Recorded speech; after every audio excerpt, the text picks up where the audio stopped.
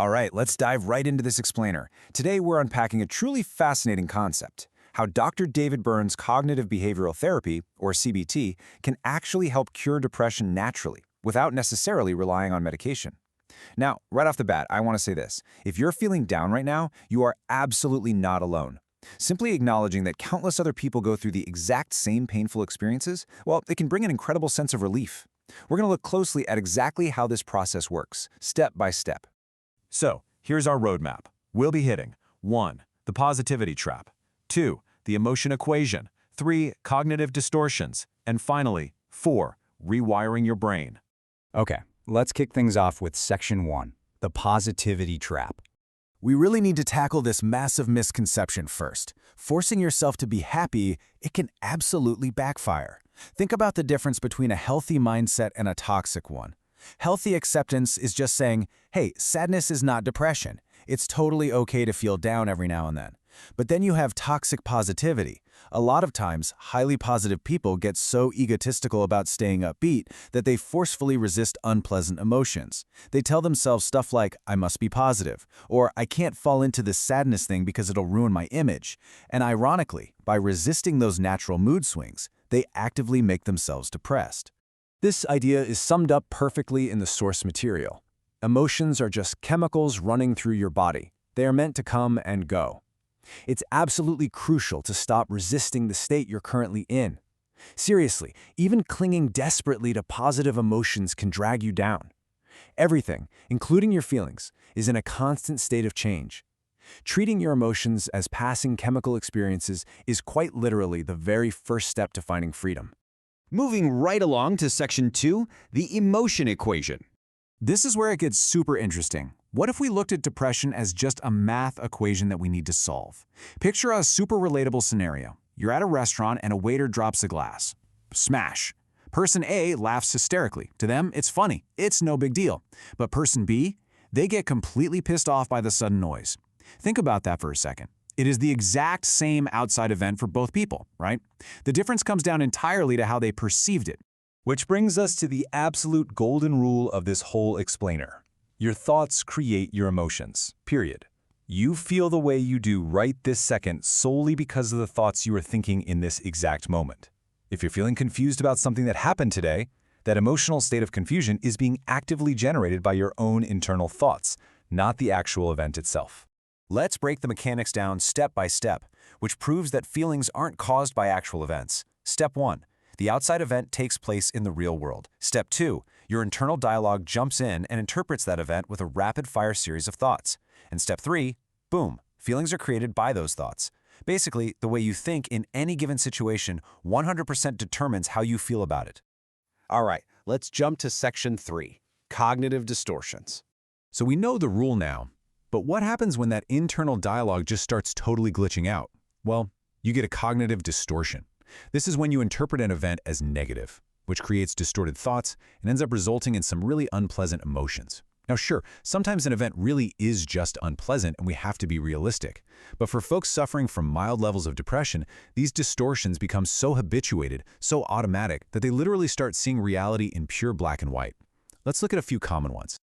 Picture this. Have you ever completely bombed your very first improv comedy show?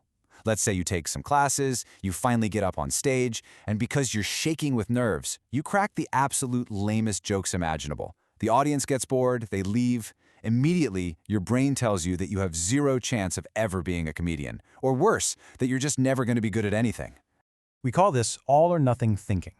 It's when you exaggerate a single negative event into this massive, absolute, permanent failure. You tell yourself, look, either I'm brilliant at this right now, or I never will be.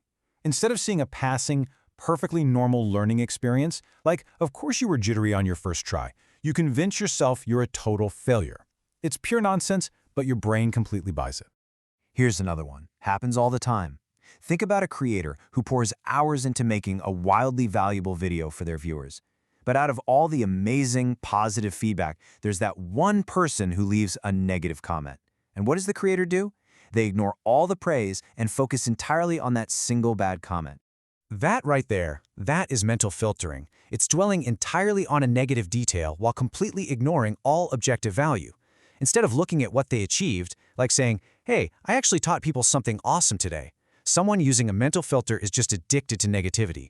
It's as normal to them as breathing. You could hand them a purely positive event and they will still hunt down the one negative thing to obsess over. Okay, one more. Imagine you get into a fender bender and go to the ER. The doctors completely clear you. They tell you, hey, not a scratch, just a dizzy spell. Go home in a few hours. But despite the hard medical facts, you sit there obsessing, convinced you have hidden brain damage. And then you start panicking that because of this imaginary brain damage, your girlfriend is going to leave you. This one is classic jumping to conclusions, projecting these totally unrealistic, extreme outcomes without a single shred of evidence. Because our emotions form in a fraction of a second, we have almost no control over that initial thought popping into our heads and sending us spiraling. Which brings us to the final piece of the puzzle. Section 4, rewiring your brain.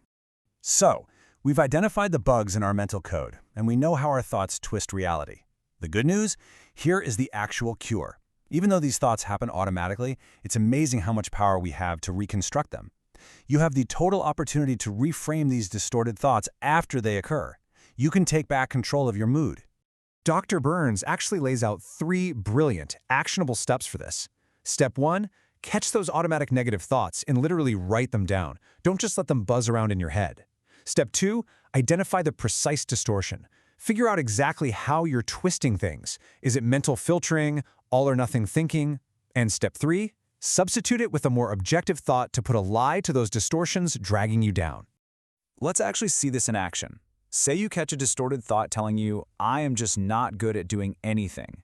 You need to write out an objective counter thought, something like, here are the logical, real-world reasons I am clearly good at X and Y. By physically writing down a realistic, logical counterthought and reading that piece of paper every single morning, you force your brain to see reality objectively. And here is the absolute best part, the long-term effect of this practice.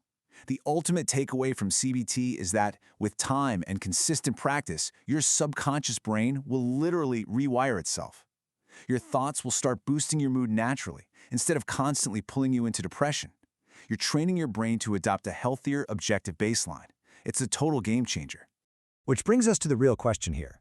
The next time a negative thought strikes, will you let it control your mood, or will you write it down and solve the equation? As you go about your day, I really want you to think deeply about that.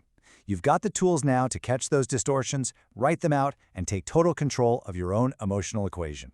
Thanks so much for joining me for this explainer, and remember to keep challenging those thoughts.